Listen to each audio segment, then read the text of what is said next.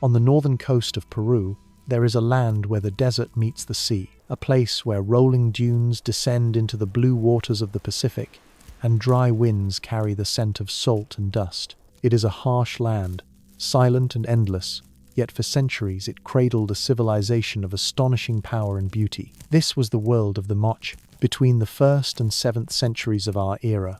Long before the Incas built Machu Picchu, the Moche raised their pyramids of adobe brick, painted their walls with gods and warriors, and dug canals that turned desert valleys into green fields. They left no written records, no chronicles carved in stone, no words pressed into clay. What survives are fragments, murals faded by time, ceramics shaped by careful hands, skeletons buried in sand, and ruins of temples built from millions of sun-baked bricks. And through these fragments, a story whispers mysterious, incomplete, yet powerful. To stand in a Moche valley at dawn is to feel both desolation and promise. The sun rises quickly over the Andes in the east, flooding the desert with gold. The rivers, thin ribbons of life, cut across the emptiness, carrying meltwater down from distant mountains. Along their banks, ancient canals branch like veins, feeding fields of maize, beans, and cotton. Without water, the land is death.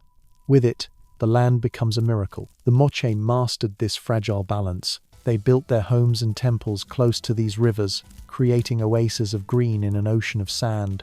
Their survival was a triumph of engineering as much as faith. Where others saw desert, they saw potential.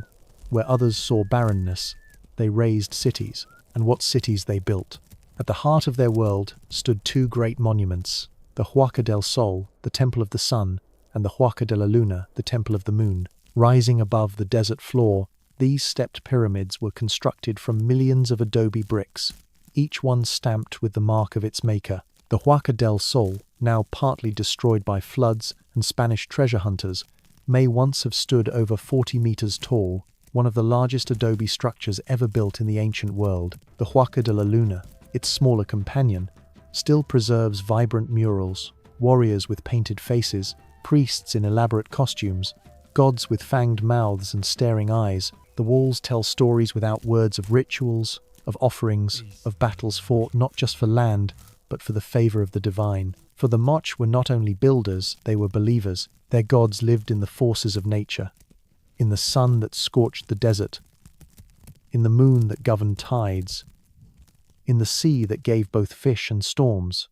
But their gods were not gentle. They demanded respect, and often they demanded blood. Ceramics and murals show scenes that unsettle the modern eye. Warriors leading captives, priests cutting throats, blood collected in goblets and offered to the gods. These were not acts of cruelty alone, they were acts of faith. The Moche believed that sacrifice renewed the world, that the lifeblood of captives fed the cycle of fertility, ensured rain, and kept the delicate balance between desert and river intact. It was a bargain with the divine, written not in words but in blood and earth. Yet, amid these fierce beliefs, the Moche also created works of delicate beauty. Their pottery, unmatched in the ancient Americas, captured human faces with uncanny realism. Stern warriors, smiling children, rulers adorned with jewelry, even scenes of everyday life fishing, weaving, feasting through their clay vessels. The Moche left us portraits more intimate than any written record. They show us a people proud, creative, and deeply aware of the world around them. Their metalwork, too, reveals their brilliance. They hammered gold into thin sheets, cast silver ornaments, and crafted intricate jewelry. The tombs of their lords, discovered in the late 20th century, dazzled archaeologists, with treasures rivaling those of Egypt. Necklaces of turquoise, headdresses of copper and gold, staffs inlaid with precious stones, all testaments to a society that valued artistry as much as power. But the Moche were also children of the desert. Their lives were tied to forces they could not control. The rains, the rivers, the sea. Every few decades, the climate betrayed them. The phenomenon we call El Niño brought torrential rains that turned their carefully tended valleys into torrents of mud and ruin. Other times, drought stretched for years, leaving fields barren and canals dry. In those times, the gods seemed angry, and the rituals grew darker, the sacrifices more desperate. It is here, in this fragile dance between creation and destruction, that we begin to understand the Moche. They lived on the edge between desert and sea, between order and chaos, between survival and collapse. Tonight, as we let the quiet of history settle, imagine standing at the foot of the Huaca de la Luna. The desert air is cool, the stars blaze overhead. The murals on the temple walls glow faintly in torchlight, priests painted red and black, gods with fanged smiles. Beyond the walls, farmers sleep in their adobe homes. Fishermen dream of the sea. Artisans shape clay by moonlight. And somewhere in the distance, the river murmurs, carrying water through the desert, as it did for centuries. The Moche are gone, their voices silent, but their world still whispers in the ruins, in the broken pots, in the faded murals of gods and men. This is the beginning of their story, a story carved not in words, but in earth, fire, and faith. On the desert coast of northern Peru, where the wind sculpts the dunes and the sun burns the earth into shades of red and gold, two immense shapes rise above the plain. They are not mountains, though from a distance they seem as timeless. They are not natural ridges, though they dominate the horizon. They are monuments built not of stone, but of clay and water, molded by human hands. These are the Huacas, the temples of the sun and the moon, and they are the heart of the Moche world. The Huaca del Sol, the temple of the sun, once towered nearly 40 meters high, its vast bulk rising in terraces against the desert sky. It was the largest structure ever built in the Americas from adobe bricks. Archaeologists estimate that more than 140 million bricks were used in its construction. Each brick carried a maker's mark, symbols pressed into wet clay before it was dried in the sun. Some marks were geometric, others simple strokes or curves. These symbols reveal that the bricks were not all made by the same workers, but by many different communities. Each mark was like a signature, showing the tribute of villages and clans brought together to raise the sacred mountain. The Huaca de la Luna, the temple of the moon, stood nearby, slightly smaller but more richly adorned. Its walls were covered with painted murals, reds, yellows, blues that still cling to the adobe after 15 centuries. Figures of warriors, priests, and gods cover the surfaces, each telling fragments of the Moche vision of the world. To the people of the Moche, these huacas were not merely buildings.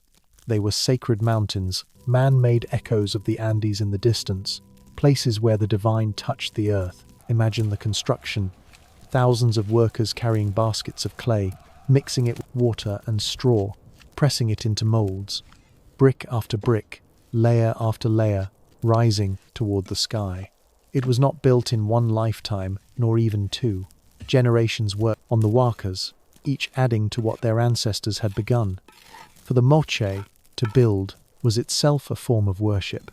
Every brick carried not just clay, but devotion, and because adobe is fragile, the Moche developed a unique method of construction. Rather than repairing damaged walls, they would often bury them within new layers. A temple was not a single building, it was a living thing, growing outward and upward, old walls, entombed within new, murals painted over murals, generation upon generation. Like the rings of a tree, the huacas held within them the memory of centuries. The murals of the Huaca de la Luna are among the most vivid windows into Moche belief. One recurring figure dominates, a deity modern scholars call the decapitator god. He is depicted with a fearsome, fanged face, sometimes as a spider, sometimes as a warrior, holding in one hand a blade and in the other the severed head of a captive. To the Moche, he embodied both death and fertility, reminding them that sacrifice nourished the gods, and through the gods, crops and the people. Other murals show processions of warriors, richly dressed priests, and rituals filled with music and dance. Blood sacrifice is not hidden but celebrated, painted boldly in the center of sacred space. For the Moche, the huacas were theaters of the divine, where the drama of life and death was performed before the eyes of gods and men alike. The Huaca del Sol, by contrast, was more administrative and political, while the Huaca de la Luna was the sacred heart of ritual. The Temple of the Sun housed the palaces of rulers, storerooms for tribute, and the offices of those who governed the valleys. Together, the two temples represented the dual nature of power in Moche society, one rooted in faith, the other in rule. And between them stretched a great plaza.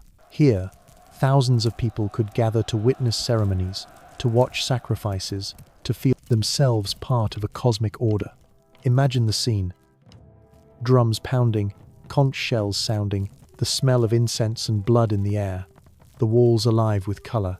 At the top of the waka, priests raise goblets to the sky, offering the lifeblood of captives to the gods. Below, the people watch, silent, awed, believing that in these acts lay the survival of their world. The wakas were also symbols of resilience.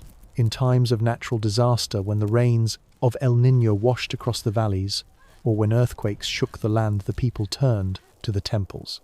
Rituals grew more intense, sacrifices more frequent. The temples stood as anchors in a shifting, dangerous landscape. Even when nature seemed to rage against them, the Moche believed the wakas bound them to the gods, giving them strength to endure. But time is relentless. The Huaca del Sol suffered terribly in later centuries. Spanish colonists diverted a river through its base, washing away much of the pyramid in their hunt for treasure. Today, only a fraction remains, scarred but still immense. The Huaca de la Luna, protected by centuries of burial under desert sands, survived in better condition, its murals still glowing faintly with the colors of another age. Standing there now, in the quiet desert wind, the temples seem both eternal and fragile. They whisper of glory and faith, but also of impermanence. Adobe, for all its strength in number, is still clay. It crumbles beneath rain, it softens beneath flood, and yet, after 1,500 years, the wakas still rise from the desert, guardians of a story too powerful to be erased. Tonight, as we listen in the stillness, picture the valley long ago. Thousands of hands raising bricks to the sky. Priests painting walls with gods of fangs and wings. Crowds gathered in the plaza, eyes fixed on the rituals above. The temples were not ruins then, they were alive, humming with the heartbeat of a civilization. And though the Moche are gone, their wakas still breathe, their bricks still carry the fingerprints of those who made them, and their murals still gaze out with silent, fanged smiles. The desert holds their memory. The pyramids of clay still whisper that here, once, the Moche called upon their gods and built mountains in their name. On the northern coast of Peru, the land is a paradox. A narrow strip of fertile valleys lies pressed between two vast forces, the Pacific Ocean to the west and the high spine of the Andes to the east. Beyond the rivers, all is desert dry, relentless, unforgiving. It is a place where rain rarely falls, where the sun scorches the soil into dust, and where survival depends on water carried from far away. And yet, for 6 centuries, the Moche transformed this fragile landscape into a kingdom of abundance. They did not conquer it with weapons. They mastered it with water. The Moche understood that life in the desert meant living in rhythm with rivers. Fed by the snowmelt of the Andes, streams tumbled down the mountains, carving narrow valleys before losing themselves in the sands. The Moche learned to catch these rivers before they disappeared. They dug channels that carried the water for miles, diverting it into fields, guiding it with care so that not a drop was wasted. Some of these canals stretched longer than entire valleys, linking rivers together to spread fertility farther than nature intended. They were lined with stone in places, strengthened with clay in others. Even today, traces of these ancient irrigation systems survive, silent testimony to the engineering genius of a people who never wrote their plans, but who carved their solutions into the earth itself. Thanks to this mastery, the desert bloomed. Fields of maize rose tall, their golden ears swaying in the dry wind. Cotton fields spread white across the valley floors, feeding the looms of Moche weavers. Beans, squash, and peanuts filled storerooms. The Moche even cultivated chili peppers, whose fire added flavor to their stews. In the canals, they raised fish. In the fields, they domesticated llamas and alpacas, whose wool clothed them and whose meat sustained them. From the sea, they drew riches of another kind, Anchovies, sea bass, and shellfish harvested in great quantities, carried inland and dried to last the year. The Moche were not simply survivors of the desert, they were farmers, herders, and fishermen, weaving together sea and land, mountain and plain, into a single web of life. But the balance was delicate. The coast of Peru is shaped by one of the most powerful climate forces on Earth, El Niño. Every few decades, warm currents shifted in the Pacific, bringing torrential rains to a land unprepared for them. Valleys that had been carefully irrigated became rivers of mud. Canals overflowed, fields drowned, adobe homes dissolved into clay. Other times, the opposite occurred: years of drought, when rivers shrank, canals dried, and crops withered. For a people so dependent on water, these cycles were devastating, and yet the Moche endured. They rebuilt their canals, repaired their fields, and when necessary, turned to their gods for help.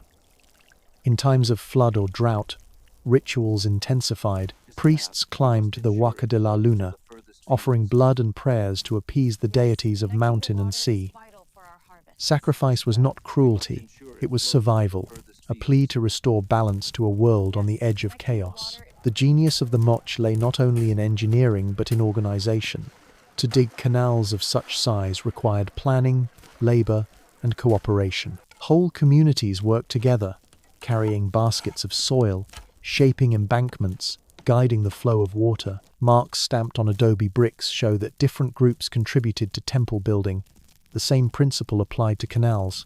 It was society itself, united by necessity, that transformed desert into farmland. This cooperation, however, was also a source of power.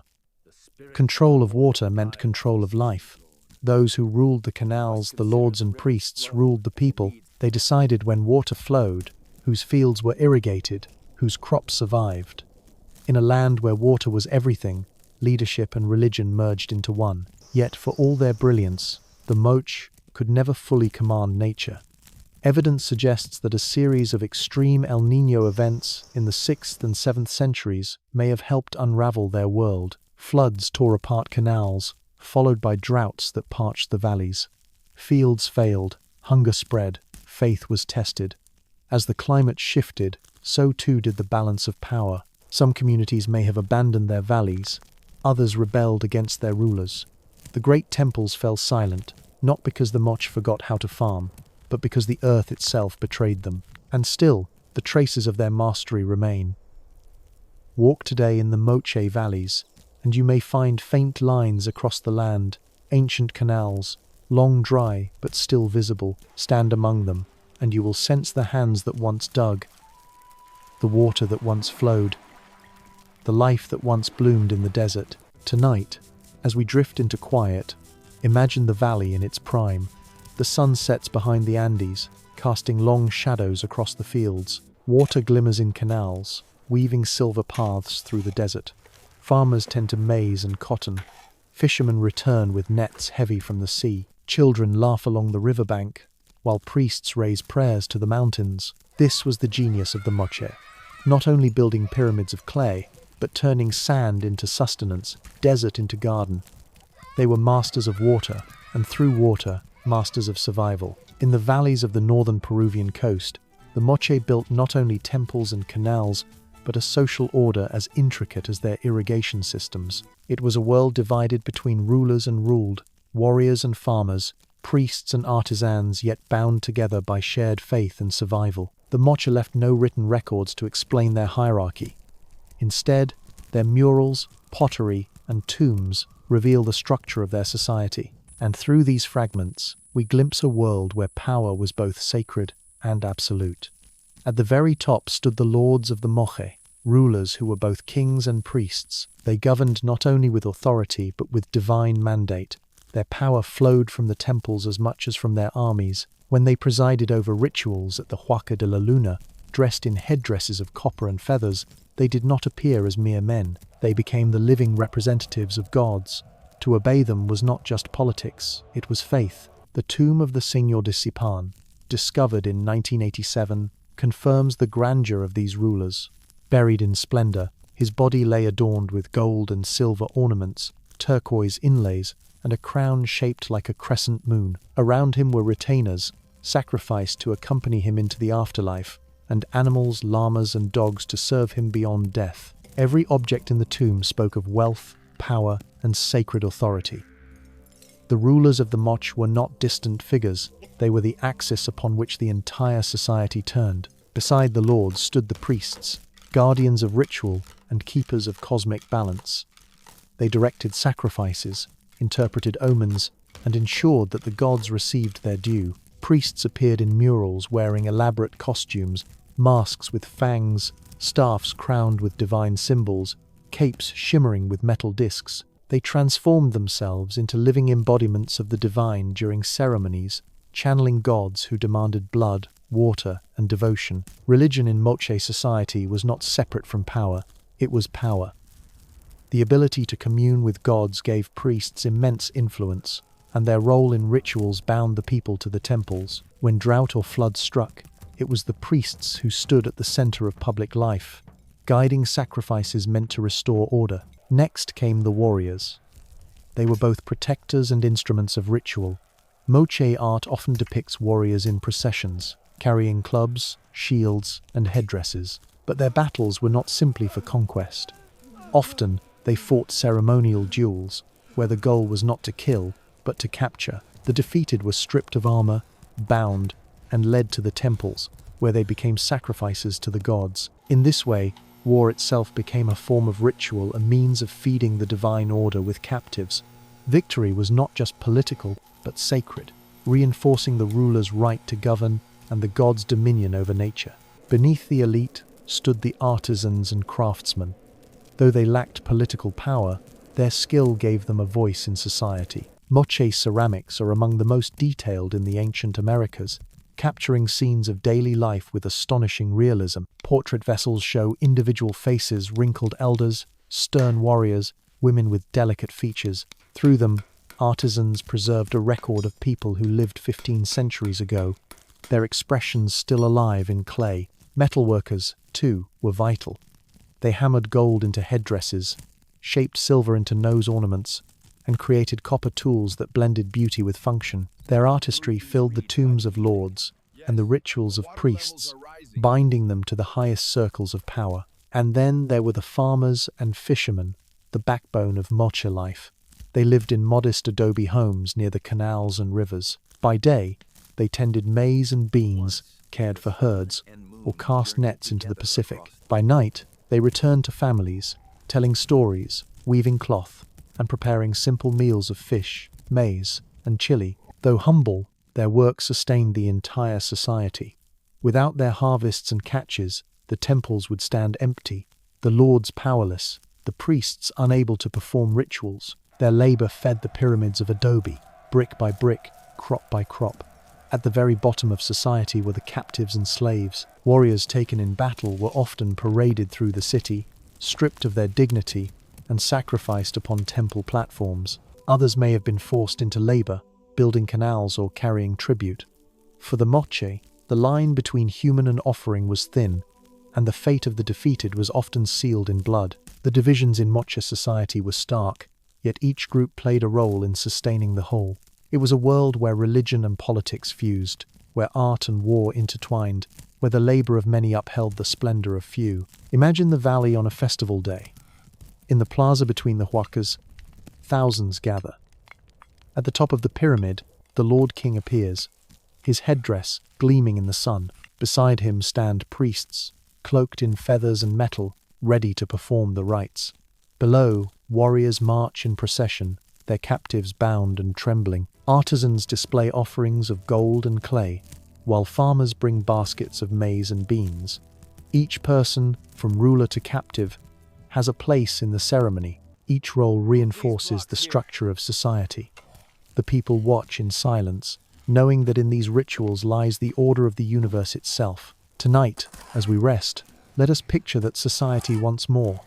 A world where lords ruled like gods, priests spoke with the divine, warriors fought not for land but for sacrifice, artisans shaped beauty from clay and metal, and farmers carried the weight of it all on their shoulders. It was a society of lords and commoners, bound together by faith and survival, And though the Moche are gone, their world still lingers in the murals, in the tombs, in the silent gaze of clay faces that have watched the centuries pass. When words are absent, objects must speak. The Moche left no alphabet, no carved chronicles, no scrolls of history, but they left clay, and in clay they told their stories with more intimacy than any inscription could. From the valleys of northern Peru have emerged thousands of ceramic vessels, each one a fragment of a vanished world. Together, they form a library not of letters, but of faces, bodies, rituals, and lives. The most striking of these are the portrait vessels. Unlike the abstract or symbolic art of many ancient peoples, the Moche created faces of astonishing realism, warriors with stern gazes, elders with furrowed brows, women with delicate features, even children, each one modeled in 3 dimensions, each unique. No two portraits are the same. It is as if the Moche sought to preserve individual identity, to grant immortality not through words, but through form. Some scholars believe these portraits represent actual people, rulers, priests, or respected warriors. Others suggest they depict archetypes of society. Whatever the case, they are among the most human relics of the ancient Americas.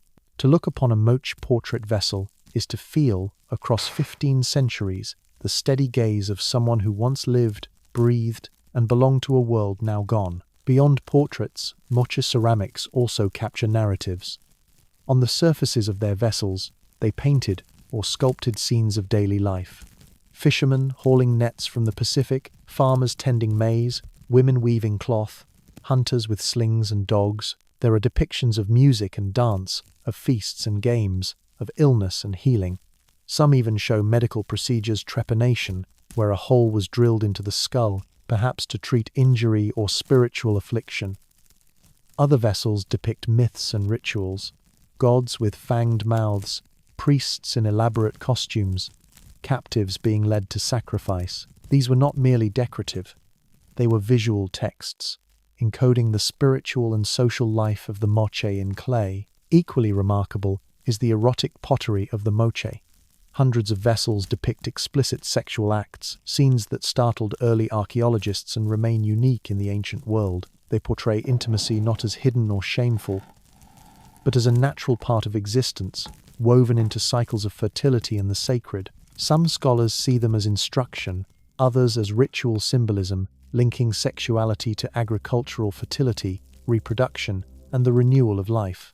For the Moche, even this aspect of humanity found its place in clay, unflinching, honest, eternal. If clay gave the Moche their voice, metal gave them their brilliance. They were among the greatest metallurgists of the pre-Columbian Americas. From the mines of the Andes, they drew gold, silver, and copper, shaping them into ornaments of breathtaking complexity. They hammered sheets of gold into thin, flexible layers, then cut and shaped them into crowns, chest plates, and jewelry. They cast intricate ornaments using the lost wax technique, a method that allowed them to create delicate detail. They experimented with alloys, blending copper with silver or gold to achieve colors that shimmered differently in the sun. Objects found in elite tombs speak of this mastery. The Lord of Sipan was buried with a dazzling array of ornaments, necklaces of gold and turquoise, silver bells, shields of gilded copper, and headdresses that would have gleamed like fire in the desert light. Each item was both decoration and symbol, a declaration of sacred power.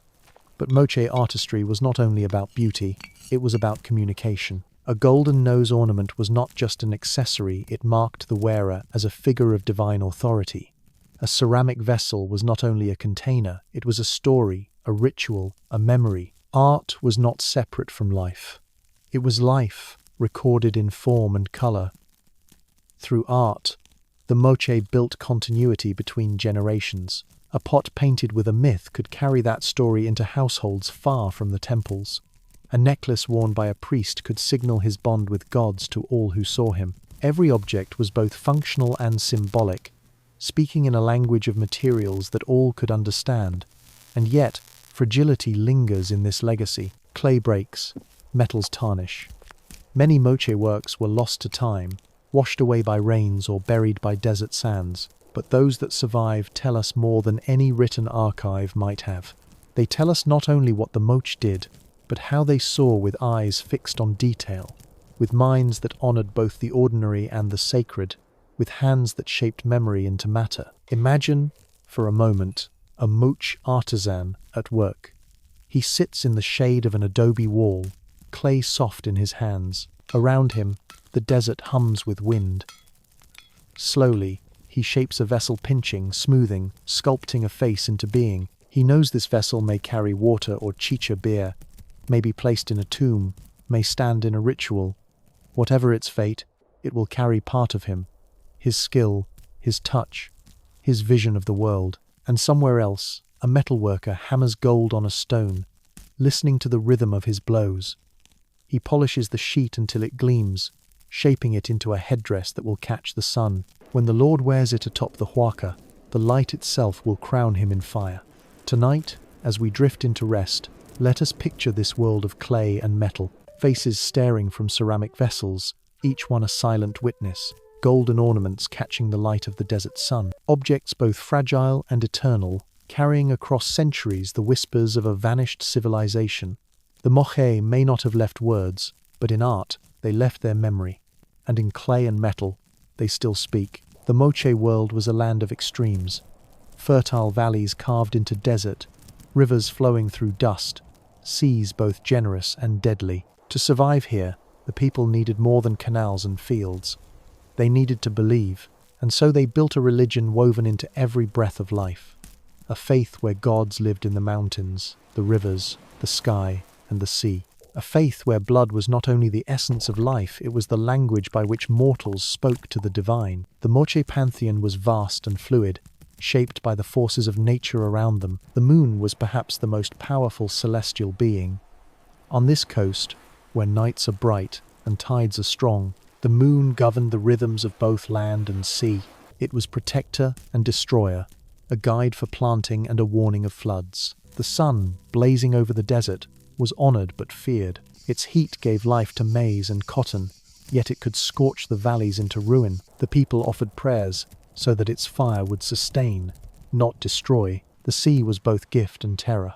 It fed the Moche with anchovies and shellfish, yet it unleashed storms that wrecked boats and drowned fishermen. They believed marine gods dwelled beneath the waves, shimmering, dangerous beings who demanded respect and sacrifice. And in the mountains, towering over the desert, lived gods of rain and water. From their icy peaks came the rivers that made survival possible. If angered, they withheld their gifts, bringing drought and despair. But the most striking figure in Moche belief was the decapitator god. He appears again and again in murals and pottery.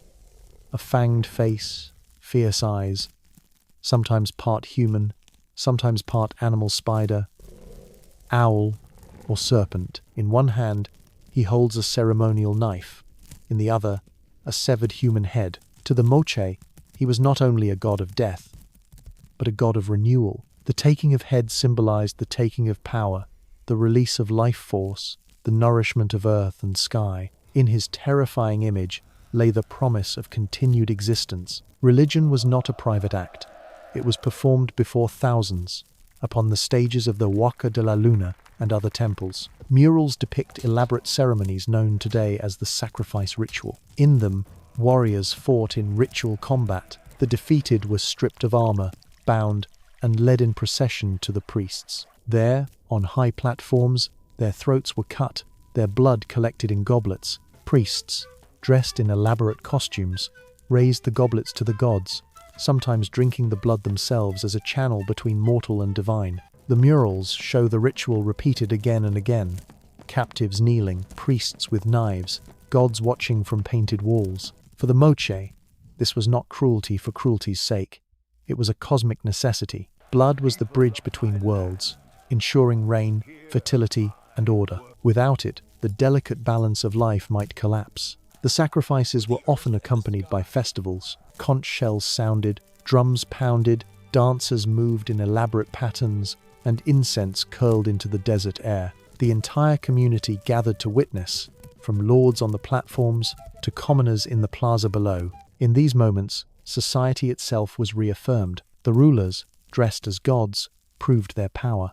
The priests displayed their communion with the divine. And the people, watching, felt the awe and terror of a world held together by ritual. Yet Moche religion was not only about death, it was also about fertility, healing, and continuity. Pottery scenes show ceremonies involving food, music, and dance. Some depict shamans transforming into animals, suggesting beliefs in journeys between human and spiritual realms. Others show rituals of marriage and childbirth, linking human cycles to cosmic cycles. The Moche believed the boundary between worlds was thin. The living and the dead, the human and the divine, the ordinary and the sacred, they overlapped, intertwined, and met in ritual. Still, the darker side of their faith is what lingers most vividly. Archaeological excavations at Huaca de la Luna have uncovered actual remains of sacrificed captives, young men, many with cut throats or broken bones, buried at the foot of the temple. Some appear to have been killed after battles. Others may have been offerings during times of natural disaster. When floods or droughts struck, the need for sacrifice only grew more desperate. In this way, Moche religion mirrored the harshness of their world. Just as crops demanded water, gods demanded blood. Just as rivers both gave life and took it away, so too did the divine. Imagine standing in the great plaza during one of these rituals. The desert sun beats down. Drums echo off the adobe walls. Atop the Huaca, a priest in a mask of fangs lifts a goblet filled with fresh blood. Below, thousands watch in silence, knowing that this act is not cruelty but survival, that in the lifeblood of captives lies the future of the fields, the rivers, the people. And as the sun sets, the murals glow in the fading light. Gods with open mouths, demanding, watching, eternal. Tonight, as we let our minds drift, we can almost hear those echoes. The conch shells, the chants, the sharp crack of drums.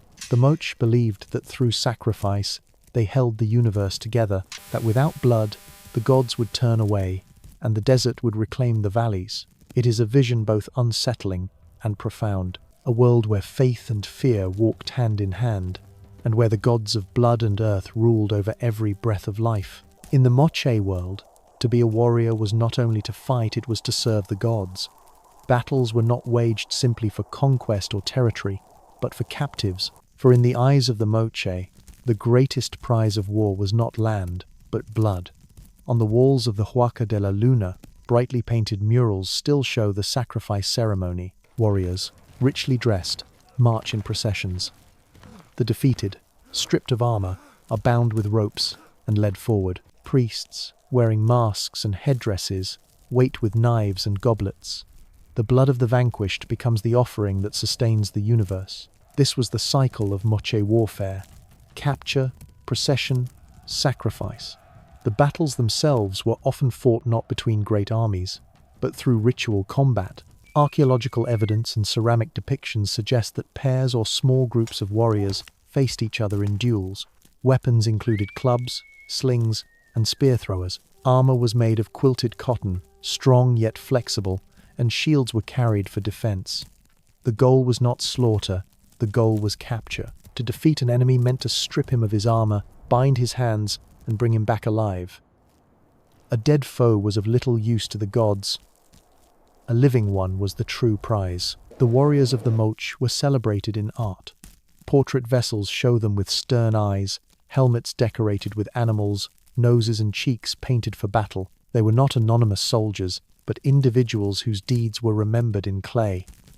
Victory on the battlefield meant honor not only for the man, but for his lineage. And yet, for the defeated, the fate was grim. Stripped and humiliated, captives were paraded before the community, their submission a public reminder of the ruler's power and the gods' demands. Some were held in pens near the temples, waiting for the appointed day of sacrifice. The sacrifice ritual was more than execution, it was theater, faith, and politics combined. In the plaza below the Huacas, thousands gathered to witness. Drums beat, conch shells sounded, dancers moved in patterns of ritual meaning. The rulers appeared dressed as gods, their costumes shimmering with gold, copper, and feathers. Priests, masked with fanged visages, enacted the roles of divine beings. The captives were brought forward, their throats cut with ceremonial knives. Their blood was caught in goblets, lifted high, and offered to the gods. Some accounts suggest that rulers or priests drank from these goblets, symbolically consuming the life force of the fallen. To the people watching, this was not cruelty, it was renewal. It was the assurance that the cycle of rain and fertility would continue, that the gods were satisfied, that the order of the cosmos remained intact. But the warrior's role extended beyond ritual combat. He was also enforcer of power.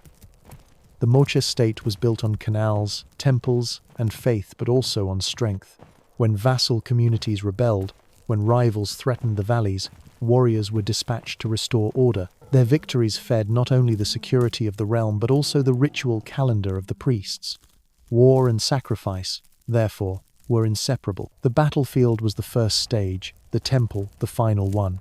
From capture to bloodletting, the cycle linked society together, uniting rulers, priests, and commoners in shared spectacle. Archaeology has uncovered haunting evidence of these rituals. At Huaca de la Luna, excavations revealed the remains of dozens of young men, sacrificed over decades. Many bore cut marks on their necks, confirming the ritual throat-slitting shown in the murals. Others had broken bones, suggesting they were tortured or killed in violent ceremonies. Some had been buried hastily, as if offered during times of great crisis, perhaps after floods or droughts, when the gods seemed most angry. These skeletons are silent now, but they testify to the central truth of Moche religion, that life and death were currency, and warriors were both collectors and offerings in that exchange. And yet, the warrior's life was not only battle and blood, he also embodied ideals of courage, loyalty, and honor. Young men trained to fight were celebrated, their portraits placed on vessels, their identities preserved for centuries. In a world without writing, the face of a warrior was his story.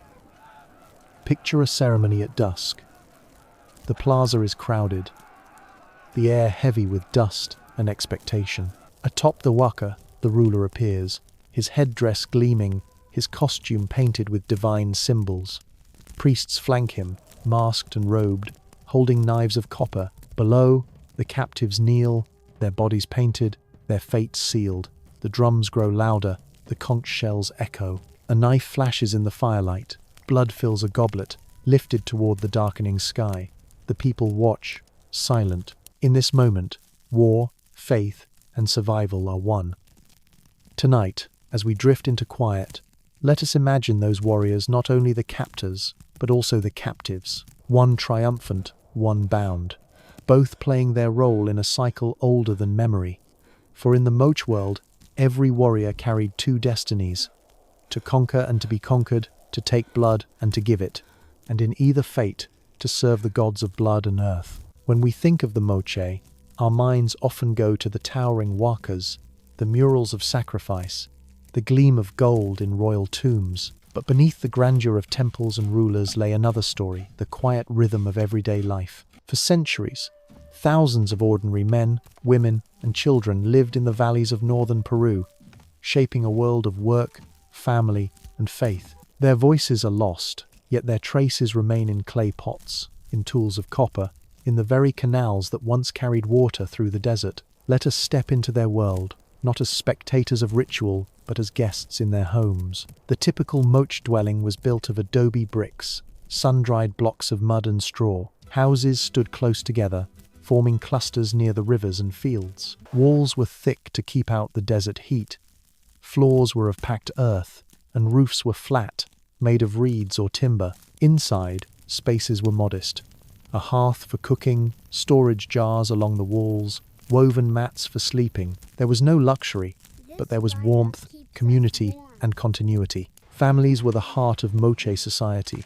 Men worked the fields or fished the Pacific waters. Women spun cotton and llama wool, weaving cloth with intricate patterns. Children helped early tending animals, carrying water, learning the skills that would define their place in the world. Agriculture sustained all. Each day, farmers rose with the sun to tend maize fields, irrigating them with water drawn from the canals. They grew beans, squash, peanuts, and chili peppers. Cotton was a major crop, spun into thread for textiles and fishing nets. Food was stored in large ceramic jars, some decorated with painted designs. When harvests were plentiful, granaries were filled, ensuring security through drought years. But farming was never easy. A sudden El Niño flood could wash away fields in days. Drought could parch the soil for years. Every meal carried with it a silent prayer for balance. From the sea, the Moche drew another bounty. Fishing villages lined the coast, their people paddling out on small reed boats called cabalitos de totora, little reed horses. Light and swift, they allowed fishermen to ride waves, casting nets for anchovies, sea bass, and shellfish. Catch was dried or salted, then carried inland to feed valley towns. Fish bones, found in abundance at Moche sites, show how central the sea was to daily life. Food was simple but nourishing. Maize was ground into flour for bread or boiled into stews. Beans, peanuts, and squash enriched the diet. Chili peppers added fire. From the sea came fish, clams, and crabs. And from the highlands, llamas provided meat, wool, and transport. A fermented maize drink, chicha, was consumed at feasts, ceremonies, and daily meals alike. Imagine an evening meal in a Moche household, steam rising from clay pots, family gathered around the hearth, children eating hungrily, laughter mingling with the crackle of fire. Outside, stars blaze over the desert, while the river murmurs softly in the distance. Crafts and textiles filled daily hours as well. Women wove cotton into tunics, cloaks, and elaborate belts, dyed in earthy reds, yellows, and browns. Textiles were more than clothing, they marked identity, status, and role in society. A finely woven mantle could signal wealth, while patterned belts distinguished warriors or priests. Pottery workshops also flourished in villages. Some vessels were purely functional storage jars, cooking pots, water containers. Others carried decoration, geometric designs, animal motifs, or miniature scenes of daily life. The same artisans who created portrait vessels of rulers also shaped humble jars for households, linking every family to the broader Moche artistic tradition. Social gatherings brought the community together. Festivals linked to planting and harvest filled the plazas with music, dance, and feasting. Men played flutes and drums, women sang, children imitated the rituals of their elders. In these moments, the weight of survival was lightened by joy. Even common people, far from the grand ceremonies of sacrifice, found ways to celebrate life, and yet, faith infused even the smallest details. A fisherman might sprinkle offerings into the waves before setting out. A farmer might bury shells in a field as a prayer for fertility. Families placed offerings of food or pottery in household shrines. Life was never far from the gods. Every act was woven with ritual meaning. Death, too, was part of this cycle. Ordinary burials show people laid in simple pits, wrapped in textiles, with modest offerings of pottery or tools. They were not forgotten, but carried forward in memory, their spirits joining ancestors in guiding the living. What strikes us most is not the grandeur, but the balance of their lives. The Moche people lived between desert and ocean, between feast and famine, between gods and men. Their existence was fragile, yet full. They worked, they loved, they laughed, they worshipped. Their hands built the bricks of the wakas, their harvests fed the lords, their nets filled the plazas with fish. Without them, there would have been no temples, no murals, no golden tombs. Imagine, now, a quiet morning in a Moche village. The air is cool before the sun rises. Farmers walk to the canals, carrying tools of wood and copper. Fishermen push reed boats into the surf, nets coiled at their feet. Women sit before looms, fingers flying as they weave. Children chase each other in the dust, their laughter carrying across adobe walls. This was the true heartbeat of the Moche, the simple rhythm of daily life, repeated generation after generation, until one day it was no more. Tonight, as we drift into sleep, let us remember them not only as builders of pyramids or performers of sacrifice, but as people. People who cooked meals, mended nets, sang songs, and dreamed beneath the same stars we see today. Their rulers are long gone, their temples are ruins, but in these ordinary acts, they are still with us. The land of the Moche was both gift and trial. It was a place where rivers carved green veins through desert sand, where the Pacific rolled endlessly to shore, where the Andes loomed like watchful giants to the east. But this world was never stable. It shifted and turned, offering abundance one year, and devastation the next. For the Moche, nature was not background. It was a living force, unpredictable, demanding, and sometimes merciless. The sky, the sea, the trembling earth, each carried signs that shaped their faith, their rituals, and their survival. The greatest force of all was El Niño. Every few decades, warm currents in the Pacific altered the climate along the coast. Suddenly, rain poured onto lands where it almost never fell. Desert valleys became torrents of mud. Fields were washed away, canals destroyed, villages drowned. The adobe walls of houses and temples, so strong in dryness, melted back into clay. The Moche had mastered water when it came in gentle streams from the Andes, but when the skies opened, nothing could hold it back. Excavations at Huaca de la Luna reveal layers of mud, evidence of repeated floods.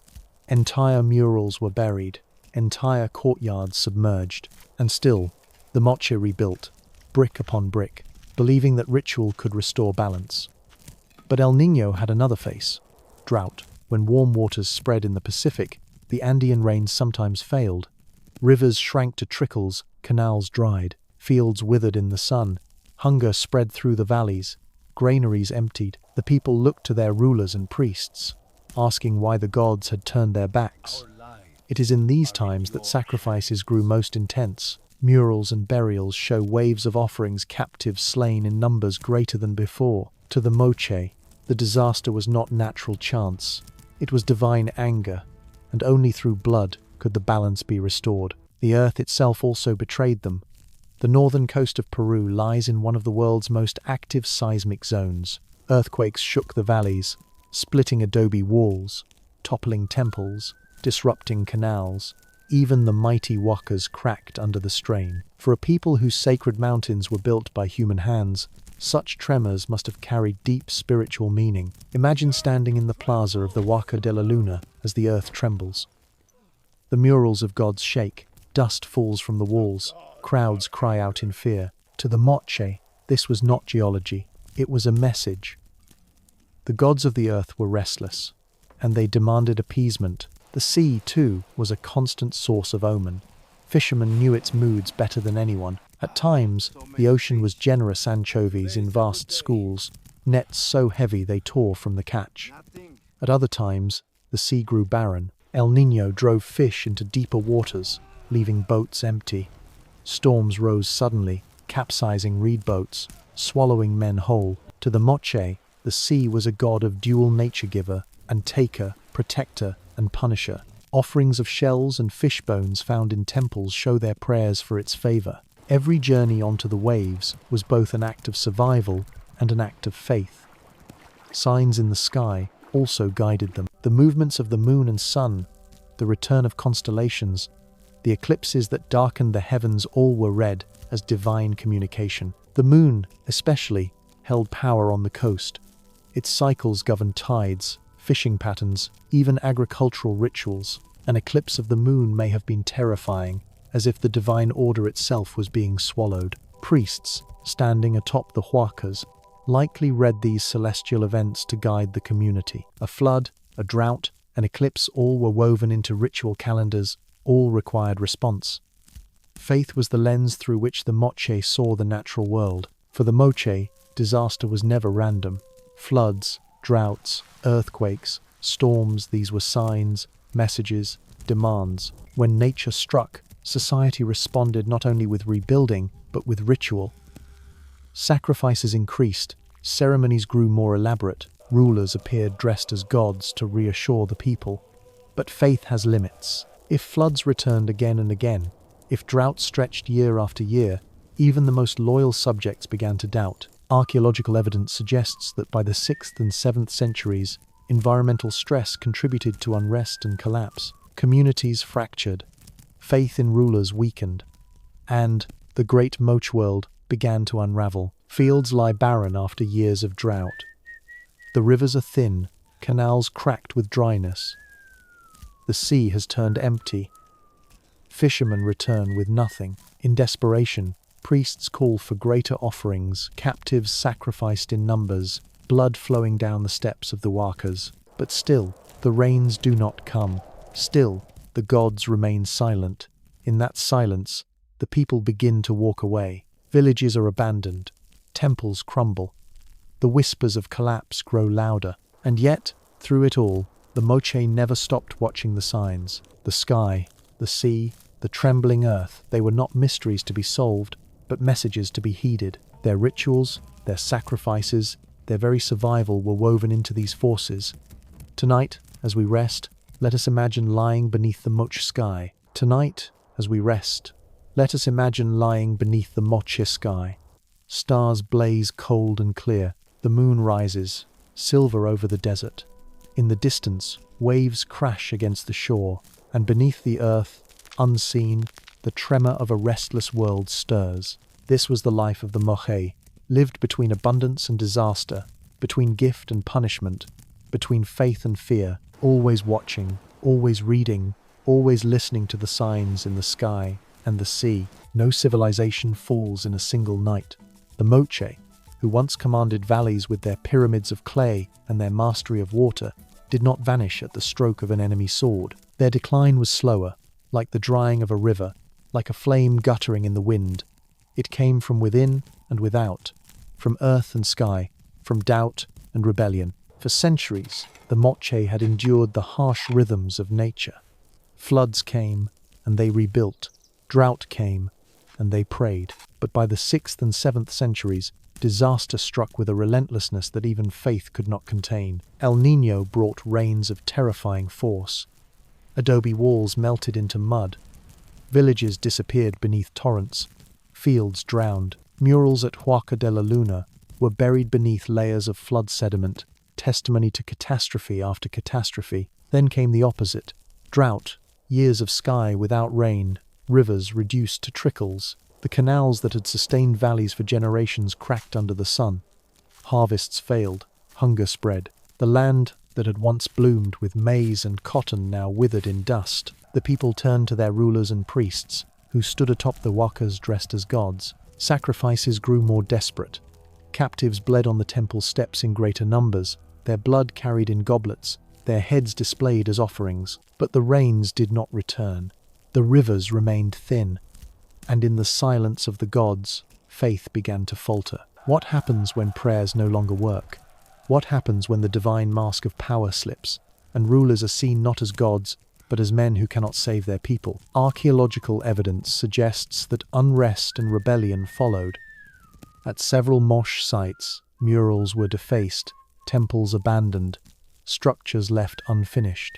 It is as if the people themselves turned away from the old order, no longer willing to build, no longer willing to believe. In some valleys, smaller communities may have broken free from central rule, fracturing the unity that once bound the Moche world together. Civil strife, perhaps even civil war, gnawed at the empire from within. At Huaca de la Luna, excavations reveal signs of ritual violence, mass graves of young men sacrificed in a frenzy, as if priests sought to hold back chaos by feeding the gods with ever more blood. But faith is fragile when famine persists. The more the rulers demanded, the more their people may have doubted. And beyond the valleys, new powers stirred. Highland groups pressed down from the Andes, while coastal rivals challenged weakened communities. The Moche, once dominant, now found themselves besieged on every side. Their warriors still fought, but victories no longer assured prosperity, only survival. By the late 7th century, many of the great Moche centers were abandoned. The Huaca del Sol, once a mountain of clay alive with ceremony, was left to crumble in the sun. The Huaca de la Luna, with its murals of gods and sacrifices, fell silent. Villages emptied. Fields grew wild. The desert began its slow reclaiming of canals and plazas. Imagine those final days in a valley that had been home for centuries. A farmer stands in a cracked field, holding dry stalks of maize. His children are hungry, his canal empty. He looks toward the temple, where drums once thundered, but now the plaza is bare. The gods have not answered. The rulers have no solutions. And so, he gathers his family and walks away. One by one, families left their homes. Communities drifted apart. The great centers of power lost their people, their purpose, their voice. When the Moche were gone, the desert moved in. Adobe bricks, once hardened in sun, softened and melted under rain. Temples eroded into broken hills. Only fragments remained, murals buried under mud, pottery sealed in tombs, bones of sacrifices hidden in earth. The silence grew, until centuries later, no one remembered the names of the Moche. They had been lords of the desert valleys, builders of pyramids, masters of water, servants of gods of blood and earth. And yet, they too could not escape the weight of time, the wrath of nature, the frailty of faith. Tonight, as we let the quiet of history surround us, imagine walking among the ruins of the Huaca del Sol at twilight. The walls are broken, the bricks worn, the murals faded. Wind whistles through the cracks, carrying sand across the plaza. Where once stood thousands, now there is only emptiness. The gods painted on the walls stare silently, their fanged mouths open, but their voices gone. The Moche did not fall with a bang, but with a long sigh. A civilization undone by the very forces it had tried so hard to master. And in their abandonment, they left us a lesson. That even the greatest of builders cannot hold back the tide of earth, sky, and time. For more than 1,000 years, the valleys of northern Peru held their silence. The great huacas, once alive with drums and chants, were reduced to eroded mounds of clay. The murals faded beneath layers of sand and mud. The names of rulers, the voices of priests, the cries of captives, all were forgotten. Only broken pots and scattered bones remained, half buried beneath desert winds. To local villagers, these ruins were simply huacas, sacred places left by ancestors long ago. Few could imagine that beneath the earth lay treasures as dazzling as any tomb of Egypt, or murals as vivid as any fresco of Rome. It was only in the modern age, with the patience of archaeologists, that the Moche would rise again from silence. The first whispers came in the early 20th century. Explorers noticed fragments of painted walls at Huaca de la Luna, broken ceramics scattered across valleys, and adobe mounds too vast to be natural. But looting was rampant. For decades, tomb robbers plundered the sites, scattering artifacts into black markets, tearing history apart for gold and silver. Much of the Moche story might have been lost forever. And then, in 1987, came a discovery that changed everything. Near the town of Sipan, archaeologist Walter Alva received reports of looters digging into an ancient huaca. He and his team intervened, beginning a careful excavation. What they uncovered stunned the world: the intact tomb of a Moche ruler, now known as the Señor de Sipan. Inside lay the remains of a man buried with breathtaking wealth. He wore a crescent-shaped headdress, necklaces of gold and turquoise, chest plates of silver, earrings shaped like warriors. Around him were symbols of authority, ceremonial scepters, shields, and a goblet for ritual blood. But he was not alone.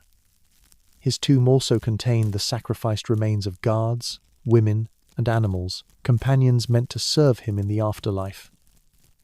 It was a royal burial, as rich as that of Tutankhamun, earning him the title, the Tutankhamun of the Americas. For the first time, the grandeur of Moche rulers was revealed not through pottery fragments or murals, but through a burial untouched by looters, a window into their power and wealth. In the years that followed, more tombs were found at Sipan. Priests, warriors, and other lords, each buried with treasures of gold, silver, and copper. Together, they confirmed what pottery had long hinted. The Moche were a society of immense complexity, with rulers who commanded both wealth and divine authority. Meanwhile, at Huaca de la Luna, archaeologists uncovered murals of astonishing preservation. Layer after layer, buried by floods and protected by sand, revealed gods with fanged faces, warriors in procession, priests holding goblets of blood. The colors red, yellow, white, black were still vivid after 15 centuries. It was as if the ceremonies had been painted yesterday, waiting for the world to remember them. Excavations also uncovered mass sacrifice sites. Pits filled with young men, many with slit throats or broken bones. Their bodies confirmed the scenes shown in murals and pottery. What had once been dismissed as symbolic was revealed as historical truth. At other sites, El Brujo, Pampa Grande, San Jose de Moro, archaeologists uncovered more of the Moche world. El Brujo revealed the tomb of a powerful female ruler, the Lady of Tsao, buried with weapons, jewelry, and symbols of authority. Her discovery challenged assumptions that only men held power, showing that women, too, could rule as priestesses or queens. San Jose de Moro revealed richly adorned tombs of priestesses, their burials filled with fine ceramics and ritual objects. These finds suggested that women played central roles in Moche religion, guiding ceremonies and embodying divine power. Piece by piece, the Moche rose again not in conquest, but in knowledge. From the desert sands emerged faces of rulers, murals of gods, ornaments of gold, bones of captives. Archaeology became the voice of a civilization that had left no writing, but whose material culture spoke more vividly than words. Today, the treasures of Sipon rest in museums in Peru, displayed with pride as part of the nation's heritage. Visitors gaze at the golden headdresses, the necklaces of turquoise, the goblets of silver. In them, they see not only the power of a ruler, but the artistry of a people. At Huaca de la Luna, tourists walk among walls where gods still stare with open jaws, where the decapitated god raises his knife eternally. Guides tell of rituals, sacrifices, and the faith of the Moche. The ruins are no longer silent, they speak to all who listen. And yet, there is still mystery. For every tomb uncovered, countless others remain hidden. For every mural revealed, many more are lost to erosion. The Moche still guard their secrets beneath layers of desert and time. Archaeologists continue to dig, to brush away sand, to piece together fragments. The story is not finished, it is still being written, one discovery at a time. Imagine walking through a museum at night. The lights are dim, the halls quiet. In a glass case stands the headdress of the Lord of Sipan, gold gleaming softly. Nearby, a portrait vessel stares with human eyes. Sculpted 15 centuries ago, it feels as though they are waiting for us to remember, waiting to tell us who they were. Tonight, as we close our eyes, let us hear their voices through the work of archaeology. The dig of a trowel, the brush sweeping away dust, the sudden gleam of gold in the sand. The Moche are no longer silent. Through tombs and temples, they speak again of glory, of faith, of life and death in a desert long ago. When a civilization fades, it is easy to imagine it gone forever. The temples crumble, the rivers run dry, the people move on, but traces remain, sometimes in gold and clay, sometimes in canals and bones, sometimes in lessons that echo across centuries. The Moche, though long vanished, left behind a legacy that still speaks in whispers of desert wind and ocean tide. The first, and perhaps most vivid legacy, lies in their art. Their portrait vessels, more lifelike than any others in the ancient Americas, show us the faces of individuals across 15 centuries. Wrinkled elders, stern warriors, gentle mothers, even the smiles of children, all captured in clay. Through them, the Moche remind us that history is not just rulers and temples, but people. Ordinary, fragile, human people. Their erotic ceramics, too, stand as an unflinching testament to a culture that saw life whole, without shame in the cycles of intimacy and fertility. In these vessels, the Moche preserved not only bodies, but beliefs that sexuality, reproduction, and renewal were woven into the sacred fabric of existence. Every pot, every vessel, every painted scene is a fragment of memory, carried forward through time. The Moche also left their genius in metal. Their mastery of gold, silver, and copper remains breathtaking even today. Necklaces that gleam with turquoise, headdresses shaped like crescents of the moon, ornaments cast with precision. These works rival the treasures of Egypt or Mesopotamia. Their techniques, hammering, casting, alloying, spread across the Andes, influencing later cultures, including the Chimu and the Inca. In museums, their treasures do more than dazzle. They speak of a people who saw beauty as inseparable from power, and who believed that artistry could touch the divine. Perhaps their most practical legacy lies in water. The canals they built, carrying river water across miles of desert, are among the most impressive feats of engineering in the ancient Americas. Some still trace the valleys today, reused by modern farmers. In a world increasingly shaped by droughts, floods, and climate change, the Moche stand as both inspiration and warning. They show us what can be achieved through cooperation and engineering, but also how fragile that balance remains when nature turns against us. The Moche also left a legacy of ritual and belief.